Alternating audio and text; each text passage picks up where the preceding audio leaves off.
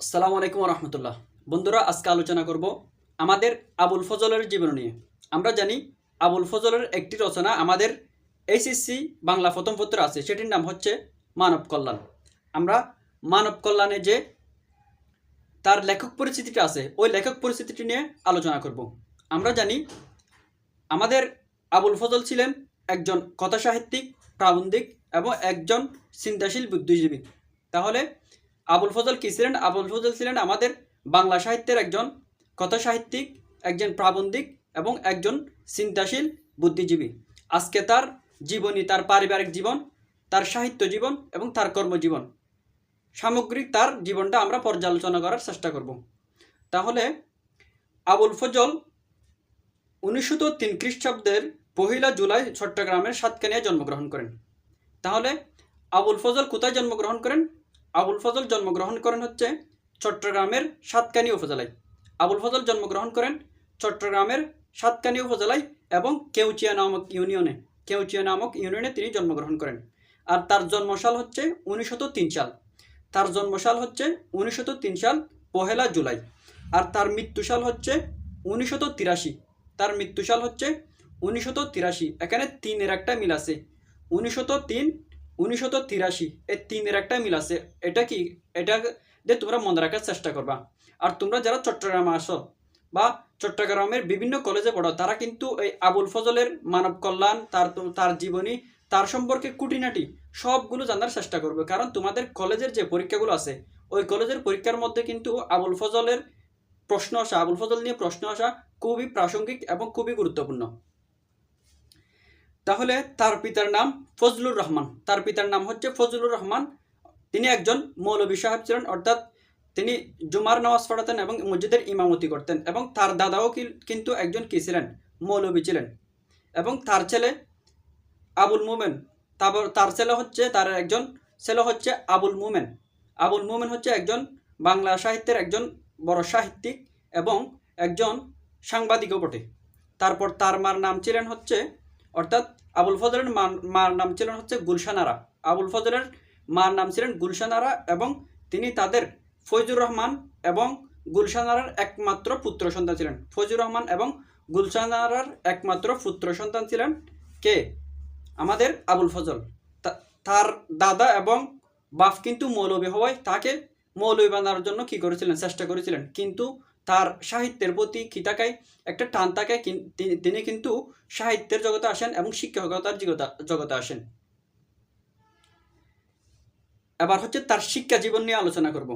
তিনি চট্টগ্রাম ও ঢাকার তার শিক্ষা জীবন অতিবাহিত করেন। তিনি চট্টগ্রাম এবং ঢাকার মধ্যে তার শিক্ষা জীবন অতিবাহিত করেন। যদি আমি তার যে শিক্ষা জীবন আছে এটা একটু ব্যাখ্যা করতে চাই, তাহলে সেটা এরকম হবে। তিনি প্রথমে তার যে কেউসিয়া গ্রাম বা কেউসিয়া ইউনিয়ন আছে, ওখানে তার প্রাথমিক পড়ালেখা শুরু করেন। পরে কিন্তু তার বাবা যেহেতু শহরে বা চট্টগ্রাম শহরে যেহেতু চাকরি করতেন, তাকে চট্টগ্রাম শহরে এনে 2য় শ্রেণীতে ভর্তি করে দেন একটি প্রাইমারি স্কুলের মধ্যে। পরে কিন্তু চট্টগ্রাম সরকারি মাদ্রাসার মধ্যে তাকে ভর্তি করে দেন। এখান থেকে কিন্তু তিনি মেট্রিক পরীক্ষা পাশ করেন। আবার তিনি মেট্রিক পরীক্ষা পাশ করে ঢাকায় চলে যান। ঢাকায় বর্তমান যেটা কবি নজরুল সরকারি কলেজ আছে, ওই নজরুল সরকারি কলেজ থেকে কিন্তু ইন্টারমিডিয়েট বা এইচএসসি পরীক্ষা কি করেন? উত্তীর্ণ হন। তারপর তিনি ঢাকা বিশ্ববিদ্যালয়ে ভর্তি হন। ঢাকা বিশ্ববিদ্যালয় থেকে কিন্তু তিনি বিএ বা ব্যাচেলর আর্টস স্নাতক ডিগ্রি কি করেন? অর্জন করেন। তারপর কিন্তু মাস্টার্স ডিগ্রি করেন কলকাতা বিশ্ববিদ্যালয়ে গিয়ে কিন্তু তিনি এমএ ডিগ্রি লাভ করেন। এই ছিল তার পূর্ণ কি জীবন? শিক্ষা জীবন। এবার হচ্ছে তার কর্মজীবন। স্কুল শিক্ষক হিসেবে কর্মজীবন শুরু করে প্রায় 30 বছর কলেজে অধ্যাপনা করেছিলেন। তাহলে তিনি কি হিসেবে স্কুল জীবন শুরু করেছেন, তার কর্মজীবন শুরু করেছেন? তিনি স্কুল শিক্ষক হিসেবে তার কর্মজীবন শুরু করেন এবং প্রায় 30 বছর কিন্তু তিনি কলেজে অধ্যাপনা করেন। তিনি প্রথমে স্কুল দিয়ে শুরু করেন, তারপর কলেজে যান, তারপর হচ্ছে এমনকি চট্টগ্রাম বিশ্ববিদ্যালয়েও কিন্তু তিনি উপাচার্য হিসেবে ছিলেন। চট্টগ্রাম বিশ্ববিদ্যালয়ের উপাচার্য ও রাষ্ট্রপতির উপদেষ্টার দায়িত্ব পালন করেন তিনি। তাহলে তিনি তার কর্মজীবনে চট্টগ্রাম বিশ্ববিদ্যালয়ের কি ছিলেন? উপাচার্য ছিলেন বা ভাইস চ্যান্সেলর ছিলেন। তারপর হচ্ছেন তিনি তার তদানীন্তনকালীন যে রাষ্ট্রপতি ছিলেন, ওই রাষ্ট্রপতির উপদেষ্টা ছিলেন। উপদেষ্টা অর্থ হচ্ছে অ্যাডভাইসর, যিনি মূলত রাষ্ট্রপতি বা সরকারকে উপদেশ দিয়ে থাকে, তার বিভিন্ন কাজে পরামর্শ দিয়ে থাকে, তাকে কিন্তু উপদেষ্টা বলা হয়। তিনি কিন্তু রাষ্ট্রপতির উপদেষ্টা ছিলেন। তবে বিশেষ একটা ক্ষেত্রে সেটা হচ্ছে শিক্ষা ও সংস্কৃতি বিষয়ক। তিনি ছিলেন শিক্ষা ও সংস্কৃতি বিষয়ক উপদেষ্টা। তিনি ছিলেন রাষ্ট্রপতির শিক্ষা ও সংস্কৃতি বিষয়ক কি উপদেষ্টা। এখন আমি তার কর্মজীবনটা একটু আরও ডিপলি আলোচনা করার চেষ্টা করব। প্রথমে তাহলে তিনি কলিকাতা বিশ্ববিদ্যালয় থেকে কি করেন, MA পাস করেন, এবং তারপরে কিন্তু তিনি এখানে এসে তার উকালতি করার কি ছিল প্যাশন ছিল। কিন্তু তার বাবা যেহেতু একজন মৌলবী ছিলেন, তিনি মনে করতেন যে উকালতির মধ্যে কিন্তু বেশি মিথ্যা কথা বলতে হয়, তার ধারণা অনুযায়ী আর কি। সেজন্য কিন্তু তিনি ওটা করতে বারণ করেন এবং তাকে অনুরোধ করেন শিক্ষকতা করতে। সেজন্য কিন্তু তিনি বিটি দেন। তারপর কিন্তু শিক্ষক প্রশিক্ষণ নিয়ে তিনি যে চট্টগ্রামের কলেজিয়েট স্কুল আছে, চট্টগ্রামের যে কলেজিয়েট স্কুল আছে, সেখানে ধর্মীয় শিক্ষক হিসেবে বা দ্বিতীয় মৌলবী হিসেবে তিনি শিক্ষকতা শুরু করেন। তারপর কিন্তু তিনি মহসিন কলেজে চাকরি করেন। তারপর কিন্তু কাজেম আলী, যে চট্টগ্রামের যে কাজেম আলী স্কুল আছে, ওখানে চাকরি করেন। তারপরে খুলনা জেলা স্কুলে চাকরি করেন। তারপর কিন্তু সে আবার কলেজিয়েট স্কুলে ইংরেজি শিক্ষক হিসেবে কি করেন, চাকরি করেন। তারপরে কিন্তু আবার সে কৃষ্ণনগর কলেজ, যেটি পশ্চিমবঙ্গে অবস্থিত, কৃষ্ণনগর কলেজে কিন্তু তিনি অধ্যাপনা করেন। তারপর কিন্তু আবার চট্টগ্রাম কলেজে আসেন। এরপরে তিনি চট্টগ্রাম বিশ্ববিদ্যালয়ের উপাচার্য হিসেবে কি করেন, তার কর্মজীবন শেষ করেন। তাহলে তার যে কর্মজীবন ছিল, কর্মজীবনটা কিন্তু খুবই বর্ণাঢ্য ছিল। অনেকগুলো স্কুল, কলেজ, বিশ্ববিদ্যালয় কিন্তু তিনি বদল করেছেন, এবং এর থেকে বোঝা যায় কিন্তু তার যে কর্মজীবন ছিল, ওই কর্মজীবন ছিল খুবই বৈচিত্র্যময় এবং খুবই বর্ণাঢ্য। এবার হচ্ছে তার সাহিত্যিকতার যে মনোভাব বা ধারা বা তার ব্যক্তি মানুষের যে বৈশিষ্ট্য, এটি ব্যাখ্যা করার চেষ্টা করবে। সমাজ ও সমকাল সচেতন সাহিত্যিক এবং প্রগতিবাদী বুদ্ধিজীবী হিসেবে তিনি সমধিখ্যাত। তাহলে তিনি কি হিসেবে খ্যাত? সমাজ ও সমকাল সচেতন। তিনি সমাজ ও সমকাল সচেতন, যেমন নাকি তিনি সমকাল সচেতন ছিলেন। যেমন নাকি আমাদের যে মানব কল্যাণ প্রবন্ধটা আছে, সেটি কিন্তু 1972 সালে কি করেন, 1972 সালে লিখেন। এই 1972 সাল ছিল আমাদের স্বাধীনতা পরবর্তী সময় একটা যুদ্ধ বিধ্বস্ত দেশ। সেটার মধ্যে কিন্তু আমাদের মধ্যে যে একটা, যেহেতু আমরা গরিব ছিলাম, সেজন্য কিন্তু রাষ্ট্রীয়ভাবে এবং ব্যক্তিকেন্দ্রিকভাবে আমাদেরকে বিভিন্ন রেড ক্রসিং বা বিভিন্ন দাতা সংস্থার উপর নির্ভরশীল হয়ে পড়তেছিল। সেজন্য কিন্তু ওই কালটা বিবেচনা করে কিন্তু তার এই মানব কল্যাণ প্রবন্ধটি লিখেছিলেন। তা থেকে বোঝা যায় তিনি কিন্তু একজন সমাজ এবং সমকাল সচেতন সাহিত্যিক, এবং তিনি কিন্তু প্রগতিবাদী বুদ্ধিজীবী হিসেবে খ্যাত। কারণ আমরা যে তিনি কিন্তু বুদ্ধির মুক্তি আন্দোলন, তারপরে যে বাংলা মুসলিম সাহিত্য যে সমিতি আছে, এগুলো কিন্তু প্রগতিশীল কি ছিল, সংস্থা ছিল। তিনি কিন্তু ওগুলোর সাথে যুক্ত ছিলেন এবং ওগুলোর মধ্যে লেখালেখি করতেন, ওগুলোর মধ্যে সভা সেমিনার করতেন, আন্দোলন করতেন। তা থেকে বোঝা যায় তিনি কিন্তু একজন প্রগতিশীল কি ছিলেন, মানুষ ছিলেন বা প্রগতিবাদী একজন বুদ্ধিজীবী ছিলেন। তারপর হচ্ছে ছাত্র জীবনে যুক্ত হন বুদ্ধির মুক্তি আন্দোলনে। তাহলে ছাত্র জীবনে তিনি কোথায় যুক্ত হন?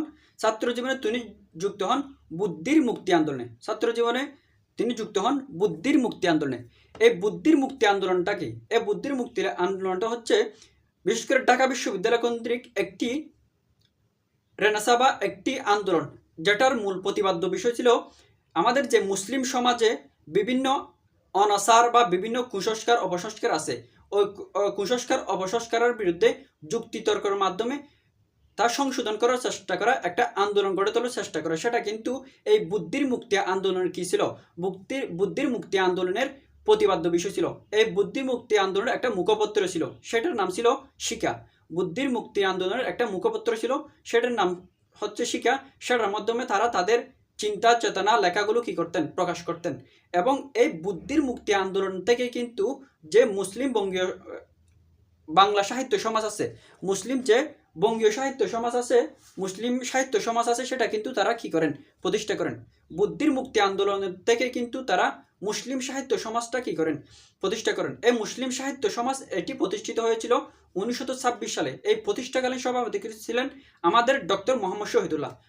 প্রতিষ্ঠাকালীন সভাপতি ছিলেন আমাদের ডক্টর মোহাম্মদ শহীদুল্লাহ, এবং এটি ঢাকা বিশ্ববিদ্যালয় মুসলিম হলে কি করা হয়, প্রতিষ্ঠা করা হয়। এখানে আরও অনেকে কিন্তু যুক্ত ছিলেন, আমাদের নজরুল থেকে শুরু করে তখনকার যারা মুসলিম সাহিত্য সমাজের অন্তর্ভুক্ত ছিলেন, কাজী মোতাহার হোসেন, মওদুদ, বা তারপরে হচ্ছে ডক্টর শহীদুল্লাহ, তারপরে আমাদের কি আবুল ফজল, এরা কিন্তু এই বুদ্ধির মুক্তি আন্দোলন এবং আমাদের মুসলিম সাহিত্য সমাজ যেটি ছিল ওই মুসলিম সাহিত্য সমাজের কি ছিলেন, মুসলিম সাহিত্য সমাজের অন্তর্ভুক্ত ছিলেন।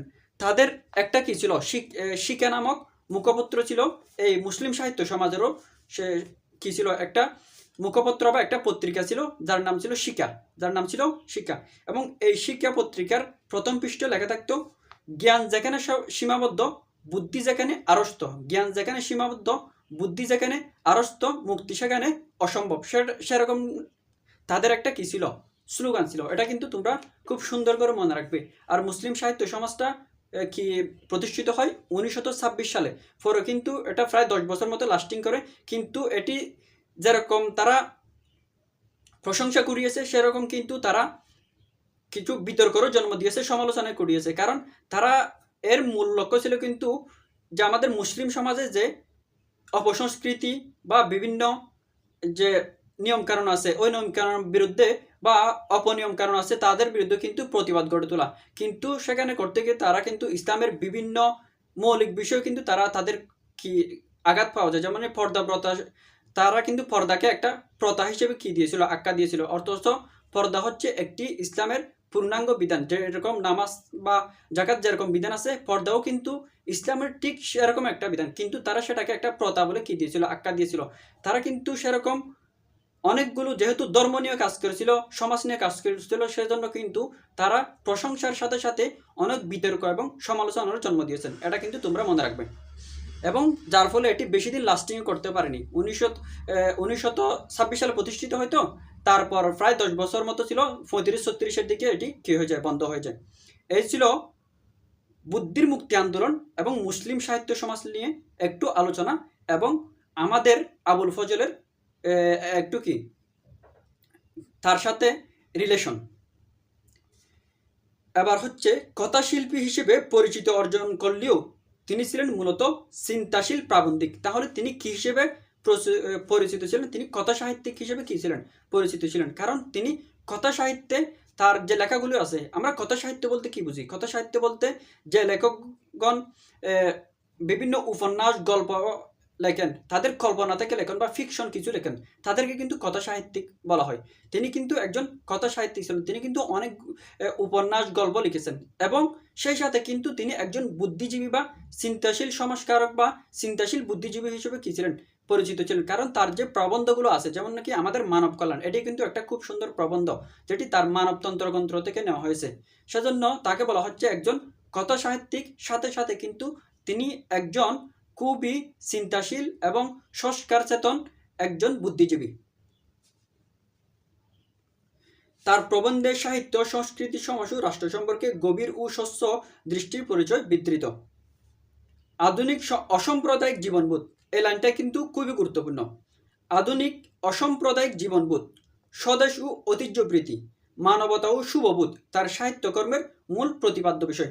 তাহলে আবুল ফজলের সাহিত্যের মূল প্রতিপাদ্য বিষয় কি, মূল লক্ষ্য কী ছিল বা মূল কুর কী ছিল, সেটা হচ্ছে আধুনিক অসাম্প্রদায়িক জীবনবোধ। তিনি কিন্তু মানব ধর্মে বিশ্বাসী ছিলেন এবং মানুষের ইকুয়ালিটিতে বিশ্বাসী ছিলেন। সেজন্য বলা হচ্ছে অসাম্প্রদায়িক জীবনবোধ, স্বদেশ ও ঐতিহ্যপ্রেম। তিনি কিন্তু তার স্বদেশ এবং তার দেশীয় জাতীয় ঐতিহ্যের প্রতি যে তার মায়া ছিল, সেগুলো কিন্তু তার লেখার মধ্যে ফুটে উঠেছে।